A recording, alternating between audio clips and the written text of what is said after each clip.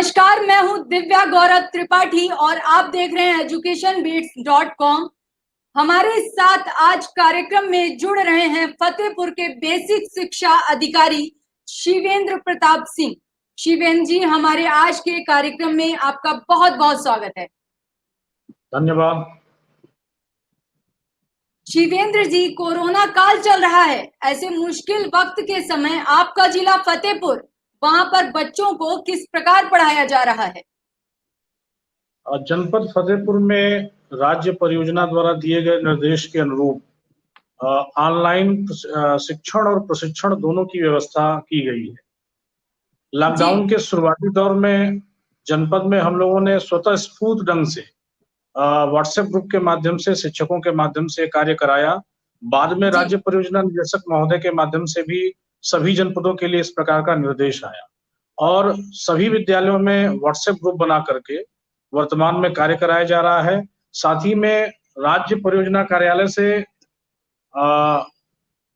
अच्छे बेहतरीन कंटेंट तैयार किए गए जो वीडियो फॉर्म में है, मैसेज के फॉर्म में है, उनके माध्यम से व्हाट्सएप ग्रुप के माध्यम से ऑनलाइन शिक्षण का प्रयास किया जा रहा है।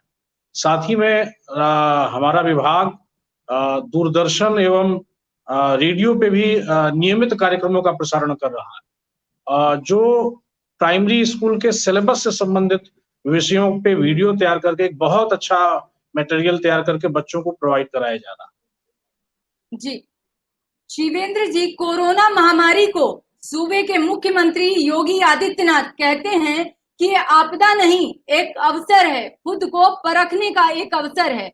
तो इस आपदा को अवसर मानते हुए आपने भविष्य के लिए एजुकेशन सिस्टम को लेकर क्या कोई खास योजनाएं बनाई हैं? निश्चित रूप से बेसिक शिक्षा विभाग ने इस मामले में आपदा को अवसर के रूप में बदलने का एक बेहतरीन कार्यक्रम किया है।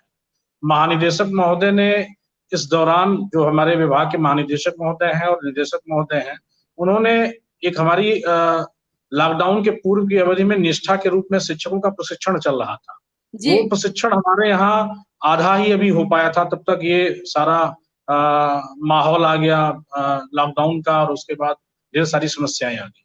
लेकिन हमारे विभाग ने उस प्रशिक्षण को रोका नहीं, उस प्रशिक्षण को पूरी तरीके से ऑनलाइन प्लेटफॉर्म पे तैयार कर दिया गया और लगभग 10,000 टीचरों ने जनपद फतेहपुर में ऐसा पहली बार हुआ कि 10,000 टीचरों ने ऑनलाइन प्लेटफॉर्म पे प्रशिक्षण प्राप्त किया। इसी प्रकार व्हाट्सएप ग्रुप कई विद्यालयों के जनपद फतेहपुर में पहले से विद्यमान थे, लेकिन इतनी बड़ी संख्या में कभी भी नहीं थे। इतनी बड़ी संख्या में कभी भी नहीं थे ग्रुप्स, तो ये भी एक बहुत बड़ा अचीवमेंट रहा। साथ ही में ऑपरेशन कायाकल्प और मिशन प्रेरणा दो हमारे विभाग में बहुत महत्वपूर्ण कार्यक्रम चल रहे हैं, जो विद्यालय की आधारभूत संरचना और शिक्षा गुणवत्ता से जुड़े हुए हैं। तो चूंकि बच्चे अभी विद्यालयों में नहीं आ रहे हैं, तो शिक्षकों को पर्याप्त समय मिल जा रहा है कि इन बच्चों को हम लोग बच्चों के आने के पूर्व विद्यालयों की हम लोग पूर्व तैयारी कर लें।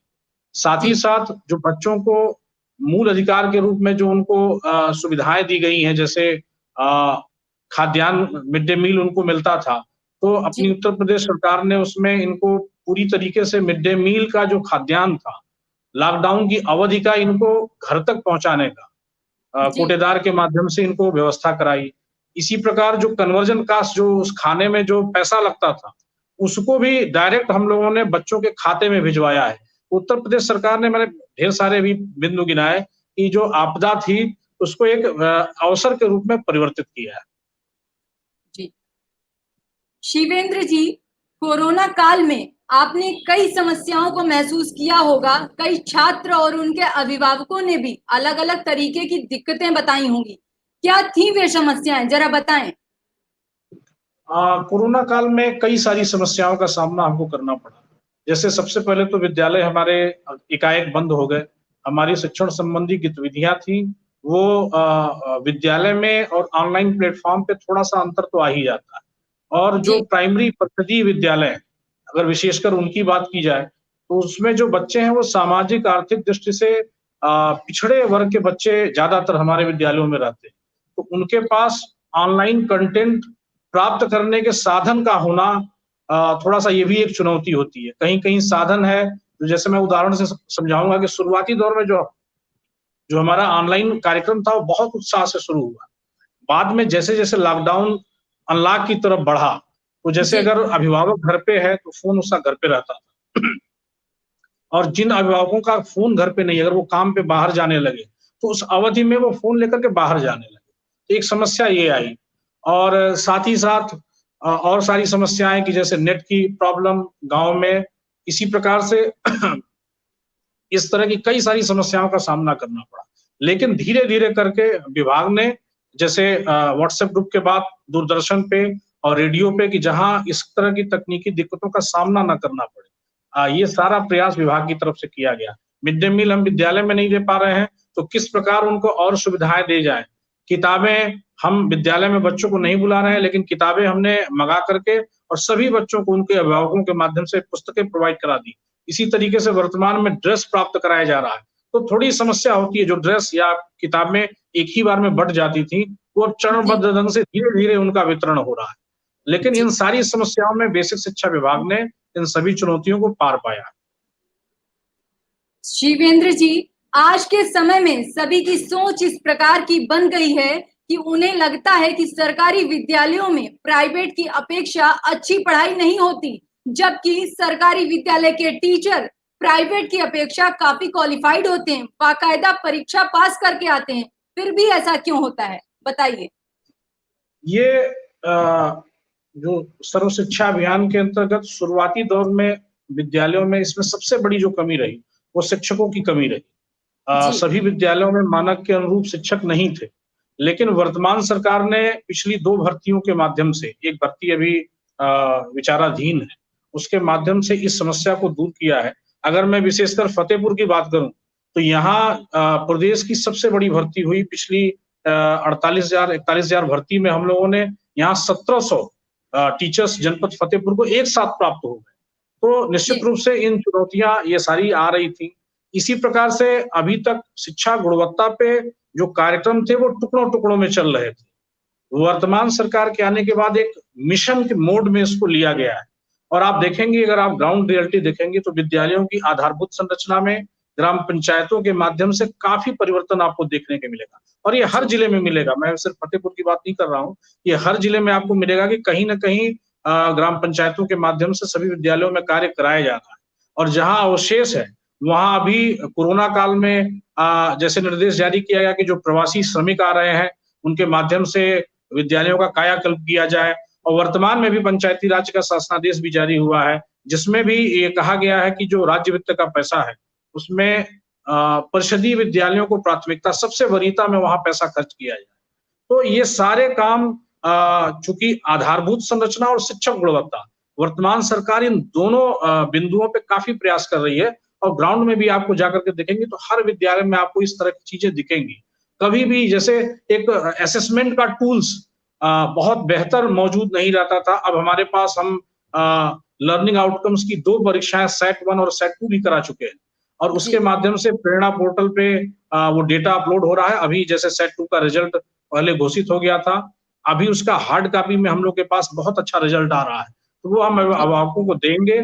उसमें बच्चों की कैटेगरी जैसे सी, डी और ई, ए प्लस, ए, बी, सी, डी, ई, सी, डी, ई श्रेणी के जो बच्चे हैं उनको कैटेगरी कर करके और उनको बेहतर तरीके से शिक्षण, रिमीडियल टीचिंग देने का प्रयास किया जा रहा है। तो वर्तमान में शिक्षक प्रशिक्षण, आधारभूत संरचना में विकास और शिक्षा गुणवत्ता के लिए ढेर सारे नवाचारी प्रयासों के माध्यम से प्राइमरी स्कूल के पूरे जो एक सेटअप है, जो आपने भी कहा कि एक जी मानसिकता बनी हुई है, उसको जी तोड़ने का प्रयास किया जा रहा है। बहुत बहुत इसके लिए आपको बधाई, और ऐसा जरूर होना चाहिए।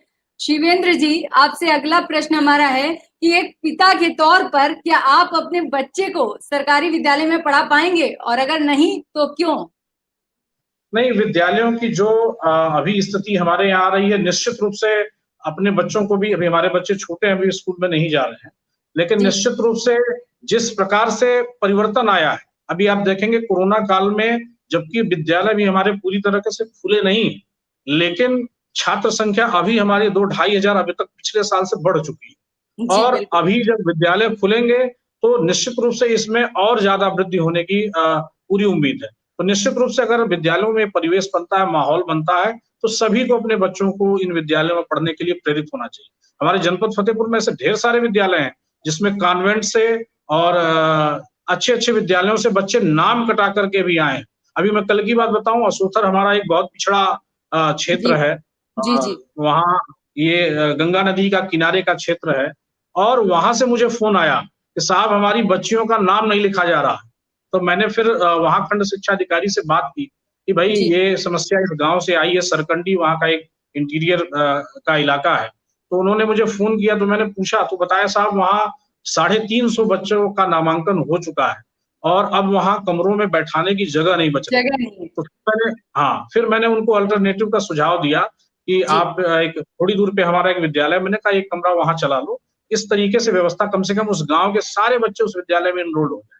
तो निश्चित रूप से एक मानसिकता में परिवर्तन आया है, तो निश्चित रूप से लोग इन विद्यालयों के प्रति प्रेरित होंगे। शिवेंद्र जी, मेरी इस बीच कई सरकारी स्कूलों के टीचर्स से बात हुई। उनका कहना है कि स्कूल में संसाधनों की कमी है, वहां कंप्यूटर नहीं है, पंखे नहीं है, बच्चों को ठंडे पानी की व्यवस्था नहीं है, बैठने के लिए सीटें नहीं है। ऐसी अनगिनत समस्याएं हैं। इन समस्याओं के लिए आप क्या कहेंगे?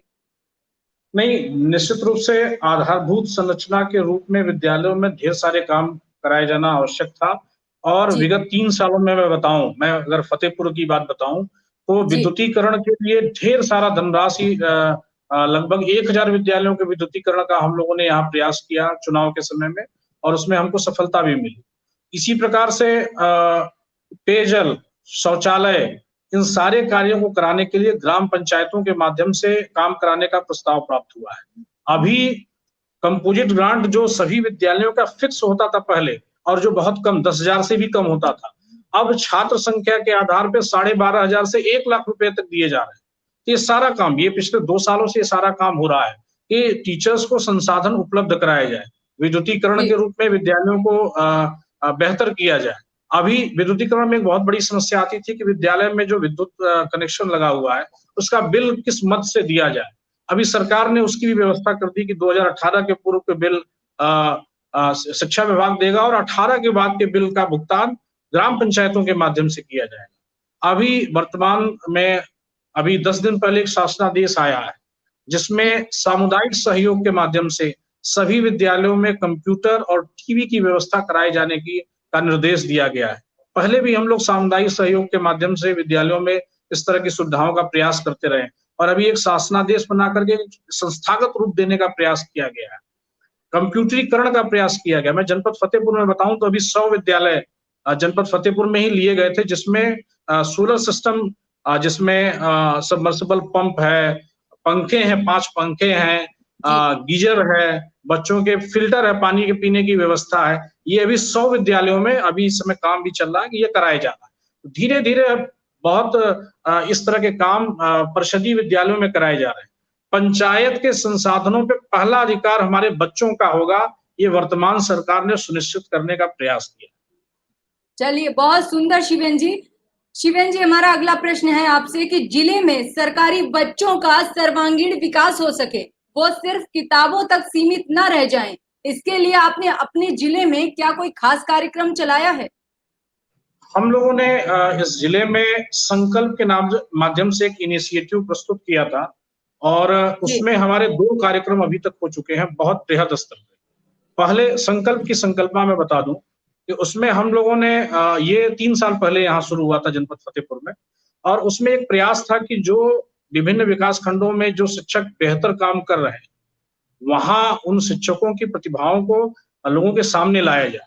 शुरुआती दौर में जनपद फतेहपुर में 93 विद्यालय उसमें चयनित हुए और उनके एक बहुत अच्छी कॉन्फ्रेंस जो दिन भर चली थी, उसमें जिले के सभी आला अधिकारी, जिलाधिकारी महोदय, मुख्य विकास अधिकारी महोदय, कई सारे लोगों के सामने इन सभी टीचरों ने अपने अपने विचार को व्यक्त किया और इसका हम लोगों ने ज्यादा से ज्यादा शिक्षकों के बीच इस मैसेज को फैलाया और इन शिक्षकों को हम लोगों ने सम्मानित भी कराया। अगले साल फिर संकल्प की दूसरी कार्यशाला हुई और उसमें 264, ये संख्या जो हमारी 93 थी वो 264 पहुंच गई और हमने एक नया प्रयास किया, एक बहुत बड़ा कार्यक्रम जनपद फतेहपुर में 2018 18 में इसको हम लोगों ने कराया था। 18 में इसको हम लोगों ने कराया था और उसमें जनपद के सभी 2650 विद्यालयों के शिक्षक एक स्टेडियम में, यहाँ का जो स्पोर्ट्स स्टेडियम है उसमें हमने ये कार्यक्रम कराया था। उन शिक्षकों के सभी 2650 विद्यालय के शिक्षकों की प्रतिभागिता थी इसमें, लगभग 6 से 7 हजार लोगों की प्रतिभागिता उस कार्यक्रम में थी।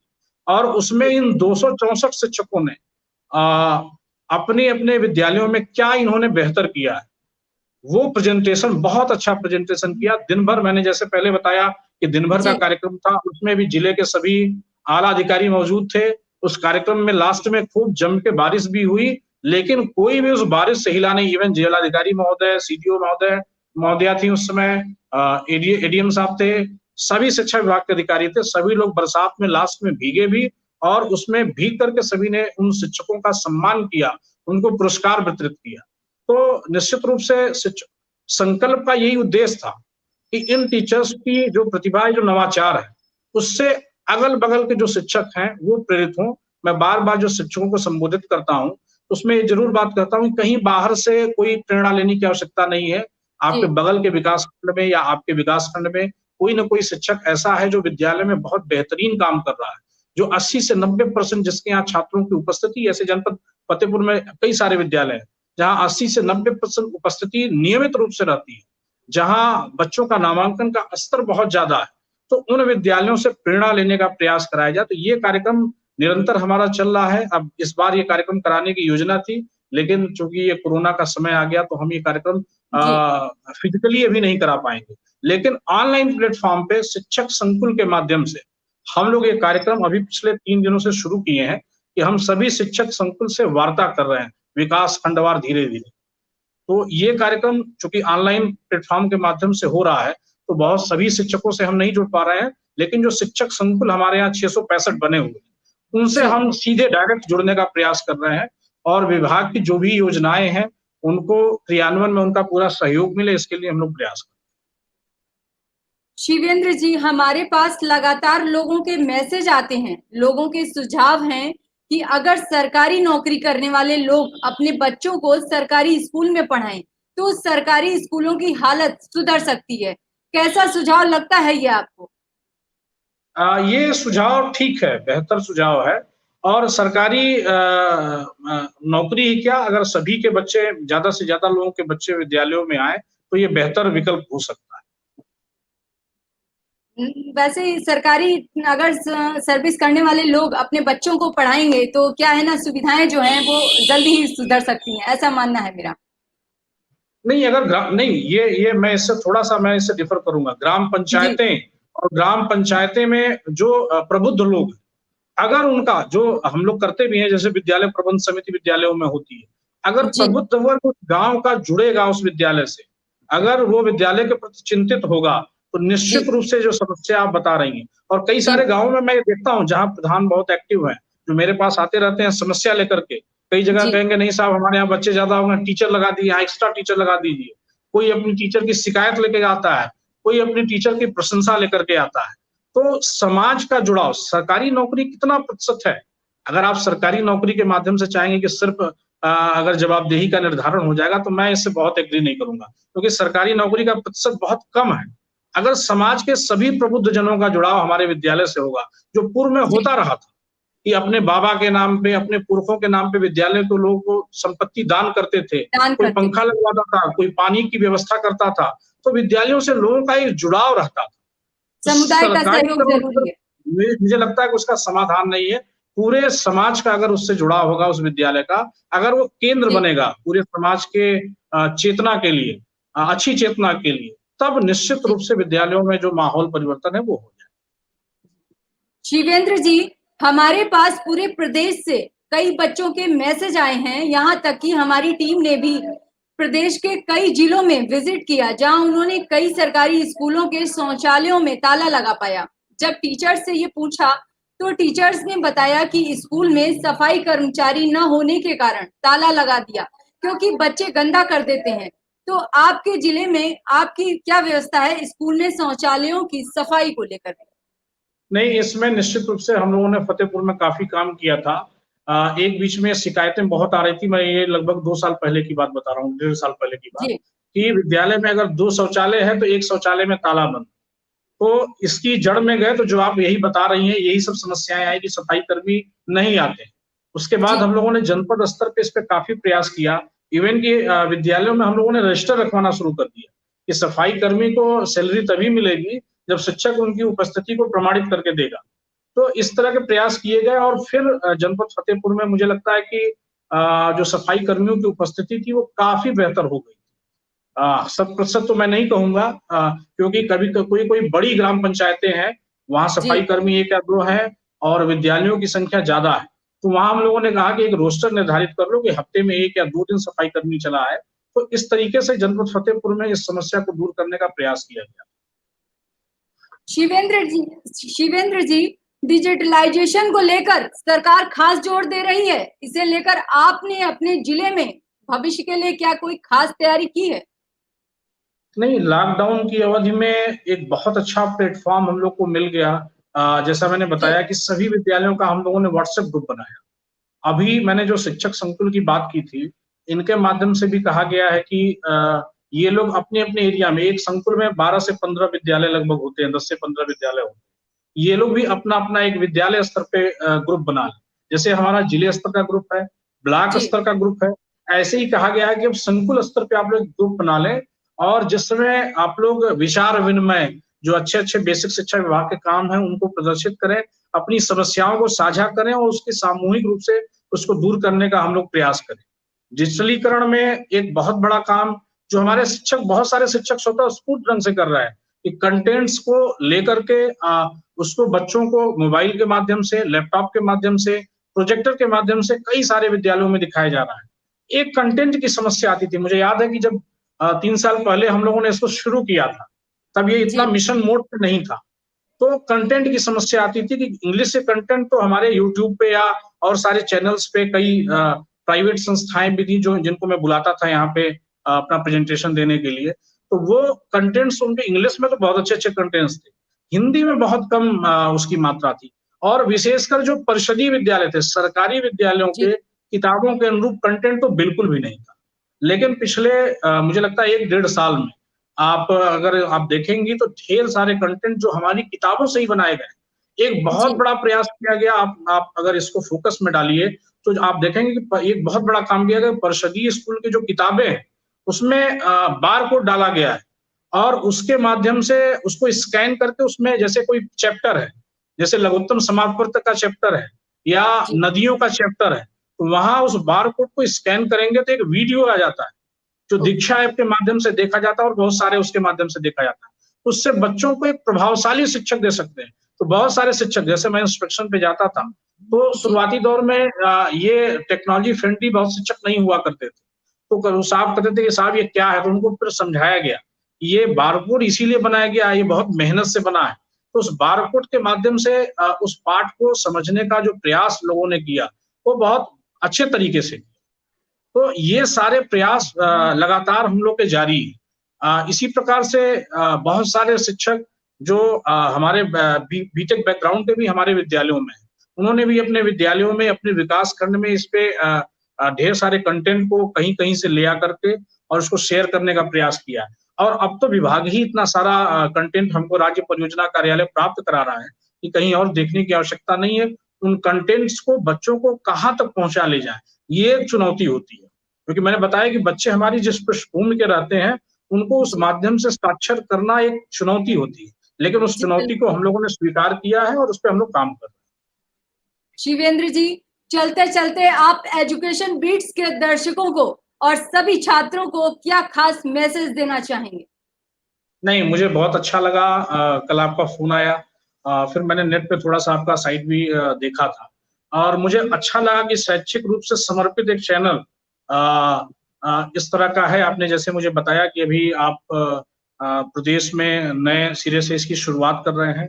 जिलों में भी अपने संवाददाता को धीरे-धीरे आप लोग रखेंगे। तो निश्चित रूप से जो शिक्षा विभाग में अच्छे काम हो रहे हैं या जो हमारी कमियाँ हैं, वो प्रकाश में आएँगी और हम लोग आत्म-मूल्यांकन करेंगे और उसको दूर करने का प्रयास करेंगे।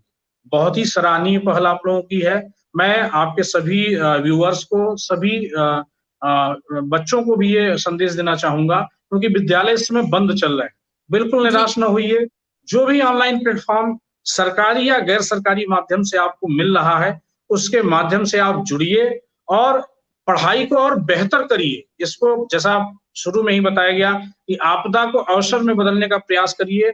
ऑनलाइन रूप से बहुत सारे कंटेंट मौजूद हैं, उनका सार्थक ढंग से उपयोग करिए और जीवन में सफलता को प्राप्त करिए। आज के हमारे इस खास कार्यक्रम में हमारे साथ जुड़ने के लिए शिवेंद्र जी आपका बहुत बहुत धन्यवाद। धन्यवाद।